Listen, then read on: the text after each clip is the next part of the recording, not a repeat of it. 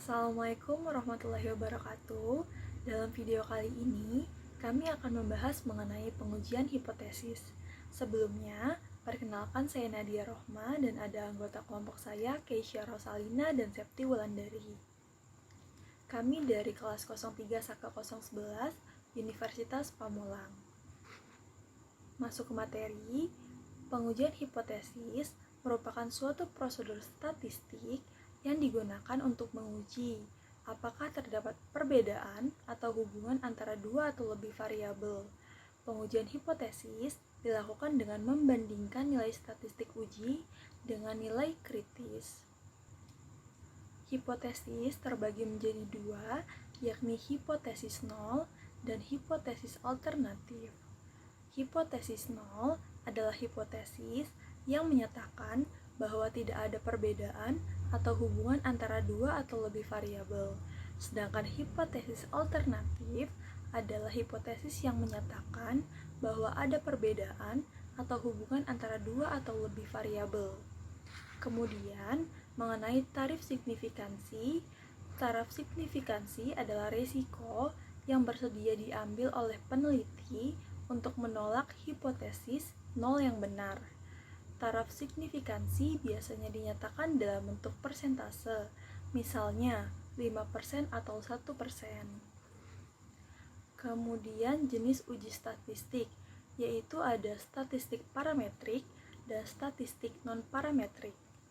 Statistik yang didasarkan pada asumsi bahwa data berdistribusi normal. Statistik parametrik memiliki daya uji yang lebih besar daripada statistik non-parametrik, tetapi hanya dapat digunakan jika asumsi normalitas dipenuhi. Kemudian statistik non-parametrik merupakan statistik yang tidak didasarkan pada asumsi tertentu tentang distribusi data. Statistik non-parametrik memiliki daya uji yang lebih rendah daripada statistik parametrik, tetapi dapat digunakan untuk semua jenis data, baik yang berdistribusi normal maupun tidak. Langkah-langkah pengujian hipotesis merumuskan hipotesis nol dan hipotesis alternatif. Yang pertama ada menentukan taraf signifikasi, yang kedua ada memilih jenis uji statistik, yang ketiga ada mengumpulkan data, yang keempat ada menghitung nilai statistik uji, yang kelima ada menentukan daerah penerimaan dan daerah penolakan, dan yang terakhir ada menentukan keputusan. 3. Bentuk rumusan hipotesis. Yang pertama ada hipotesis dekritif, hipotesis tentang nilai suatu variabel mandiri tidak membuat perbandingan atau hubungan. Sebagai contoh, bila rumusan masalah penelitian. Yang pertama ada seberapa tinggi produktivitas alat tangkap gillnet. Yang kedua ada berapa lama umur teknis alat tangkap bagan tancap. Rumusan hipotesis. Yang pertama ada produktivitas gillnet mencapai 8 ton. Yang kedua ada umur teknis bagan tancap mencapai 5 tahun. Yang kedua ada hipotesis komparatif, pernyataan yang menunjukkan dugaan nilai dalam satu variabel atau lebih pada sampel yang berbeda. Sebagai contoh, rumusan hipotesis komparatif adalah apakah ada perbedaan produktivitas gillnet di Situbondo dan di Probolinggo? Apakah ada perbedaan efektivitas trewel dan centrang? Rumusan hipotesis. Tidak terdapat perbedaan padi di Situbondo dan Probolinggo. Hipotesis 0 dibagi sama dengan U2, hipotesis A dibagi U1 tidak sama dengan U2. Efektivitas trewel tidak berbeda dibandingkan centrang. Hipotesis 0 dibagi U1 sama dengan U2, hipotesis A dibagi U1 tidak sama dengan 2. 3. Hipotesis hubungan asosiatif, pernyataan yang menunjukkan dugaan tentang hubungan antara dua variabel atau lebih. Sebagai contoh, rumusan hipotesis asosiatif. Yang pertama, apakah ada hubungan antara jumlah fitoplankton dengan hasil tangkapan? Yang kedua ada apakah ada pengaruh penambahan jumlah ABK terhadap kuantitas hasil tangkapan? Rumusan hipotesis. Tidak ada hubungan antara jumlah fitoplankton dan hasil tangkapan.